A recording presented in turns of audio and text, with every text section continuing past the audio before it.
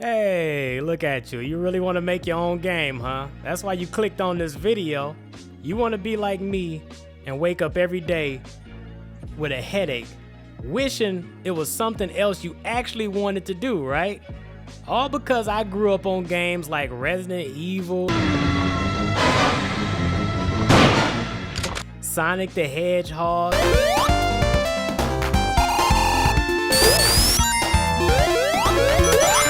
and Mario.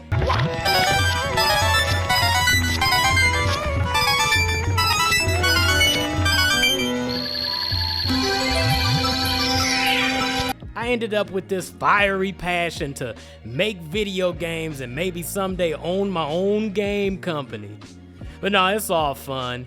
You know, out of all those games I listed, well, I didn't list this one. The one that actually really made me want to make my own game, you probably wouldn't guess it. A lot of you probably don't know about it. It's a game with pretty much a cult following.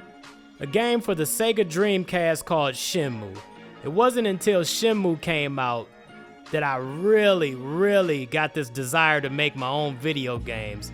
That's because Shenmue was the first game that I played that had such a rich story inside a video game. And I grew up writing stories, I grew up playing games, had no idea that you could combine the two in such a way. It was almost like playing a television drama. But too bad Shenmue 3 was trash. But enough of the rant. Let's get into the 5-step process that I'm currently using to make my own game. The first step is brainstorming. Now, brainstorming is going to decide what type of game you're trying to make, which will be the backbone for step 2, which will be learning. Now, when it comes to brainstorming, we want to decide, are we trying to make a RPG? Are we trying to make a roguelike game, a Metroidvania, a first-person shooter, third-person action game, a Zelda-like game with 2D sprites? Because, for example, if you decide, like, I want to make something similar to A Link to the Past, and it's no problem with drawing an inspiration from something. I mean, something is always going to come from somewhere, you know what I mean? Anyway, say we decided to do this Zelda Link to the Past type game.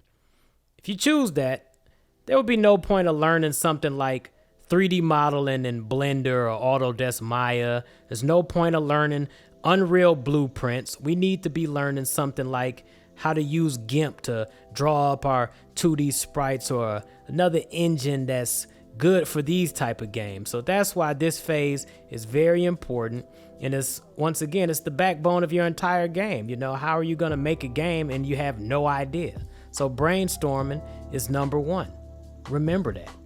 Now, for brainstorming, you need to be relaxed, you know? Don't be stressed out. Take a walk. Watch some of your favorite movies. Watch some anime. Play some of your favorite games to get that inspiration. It's not stealing. It's not copying. You know, how did we get here in the first place? We probably played a game, like I said in the beginning, that touched us. Not in that way. The next step in the process of making your own video game is learning. Learning may be the most fun part about making video games, because it's always cool to learn something new, especially when you don't need to look at the tutorials anymore. It's just a satisfying feeling. Now, when it comes to learning to make video games, you got plenty of resources at your disposal. You got school. You can go to school for learning how to make video games. You can read a lot of books. And of course, you got my favorite, which is learning through the internet. You got websites such as Udemy, Skillshare, YouTube. Now, personally, I use Udemy a lot. When you go on Udemy, if things aren't on sale, don't buy the course. Trust me, things will go on sale. Udemy always has a sale. If they don't have a sale, in the meantime, head over to one of those other two places that I mentioned, being YouTube or Skillshare. And of course, if Udemy doesn't have what you're looking for some odd reason, head somewhere else. You're gonna find it. Now, When it comes to video games, there's a lot of moving parts. And these websites, they're gonna have the majority of those moving parts, from programming to art courses to audio design. Yeah, hold up, nigga, I can't hear out my left headphone. And all the way down to the marketing. It's gonna be there for you. And I suggest learning the majority of it, well, getting a gist of it. It's too many moving parts in a video game to be making a game all by yourself. So the reason why I say you should at least get a decent grasp of all of the aspects of making a video game. Say for instance, you're really good at programming and now you need some 3D models, and you can't do it all on your own, right? You got options. You can buy 3D models off of one of the many marketplaces such as CG Trader or the Unreal Marketplace. I'm going to be mentioning Unreal a lot because that's what I use. Now, you can also hire freelance workers, and that's where this is really going to come in handy. Say you hire a freelance worker to make you a 3D model, or you already bought a 3D model off of CG Trader or somewhere, but it didn't come with a rig, and you hire somebody to specifically rig up your model. You want to be able to tell them like, hey, I want inverse kinematics and I want a main root bone. You know, you want to be well versed in this stuff so you can hire properly. You know, you don't want people to get over on you and you don't know, like, man, something's not right about this, but oh well, they're the professional. So that's my take on the learning. Step 3 is going to be the easiest step.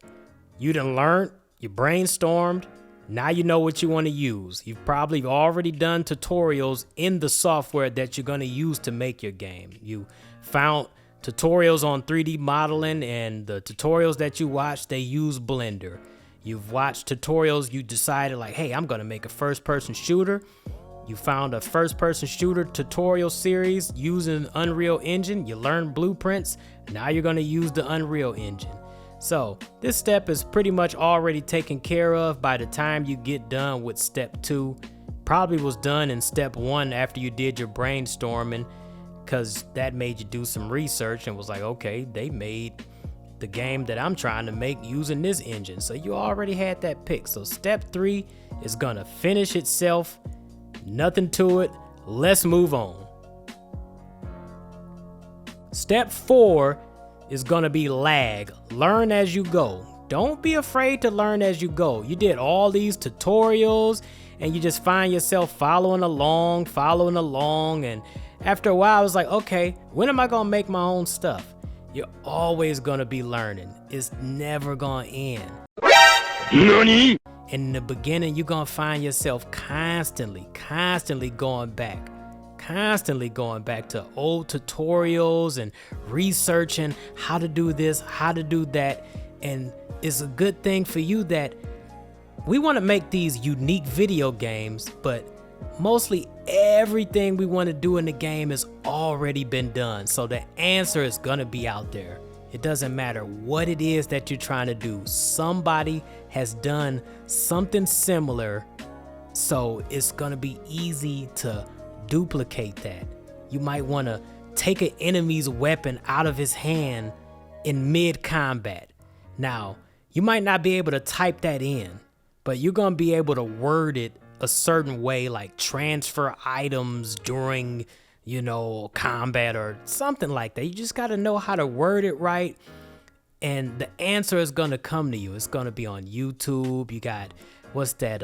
It's all kinds, you know, just Google. Everybody knows Google. So don't be afraid to learn as you go. My suggestion is start trying to make one game mechanic that you came up with, and just as you go, learn.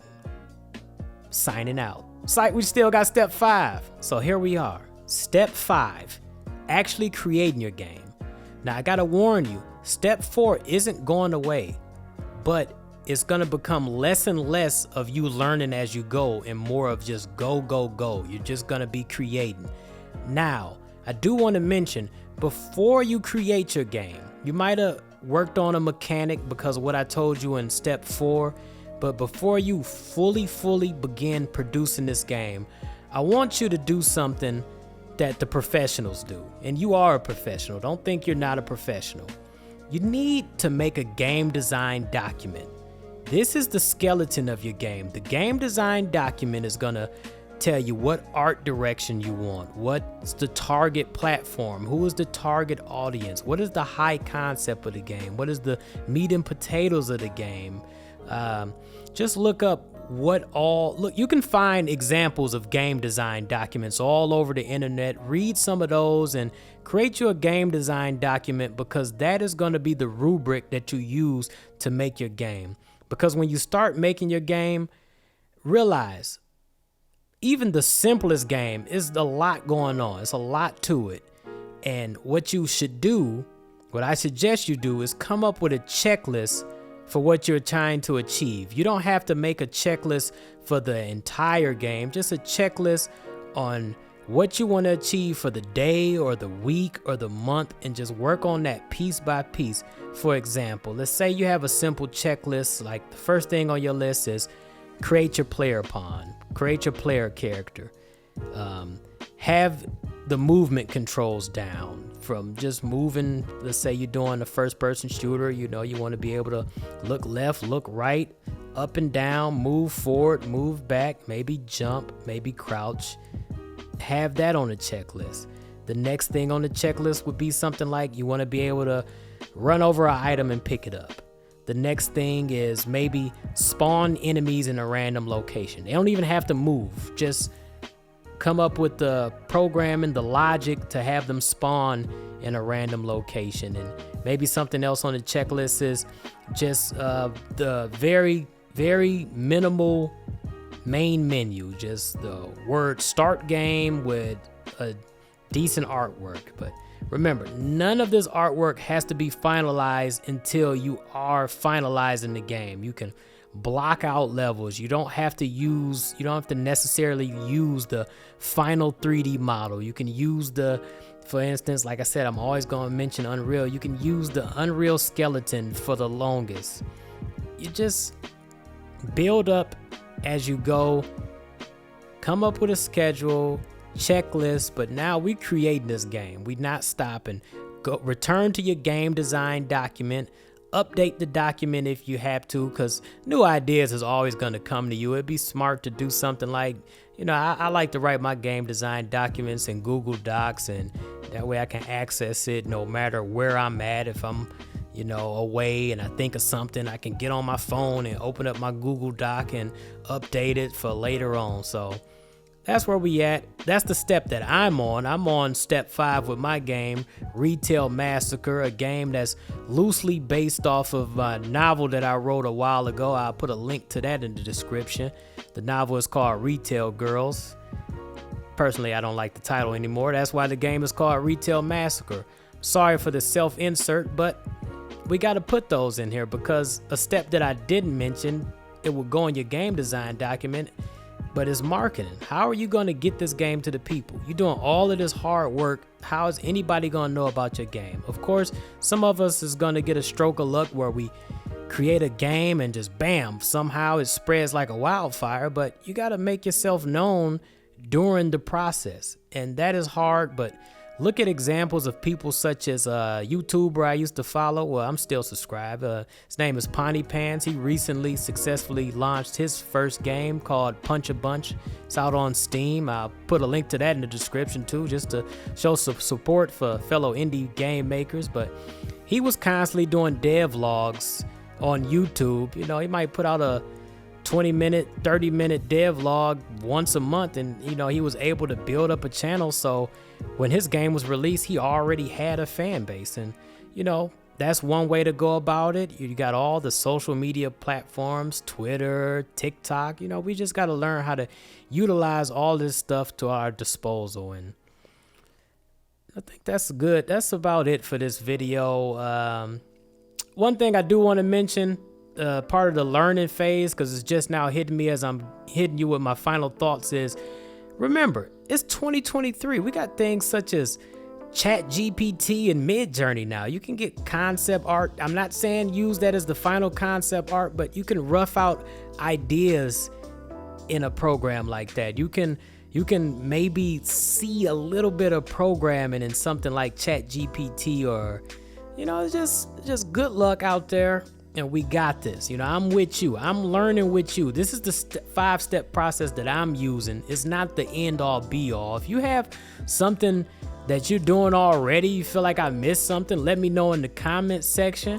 Anyway, please, like, subscribe if you like the video, hit the bell for notifications. I'm gonna be posting dev logs. I'm gonna be posting just game news commentary, maybe some playthroughs. This channel is dedicated to games. That's what we love around here. Lefty Not Really signing out this bit.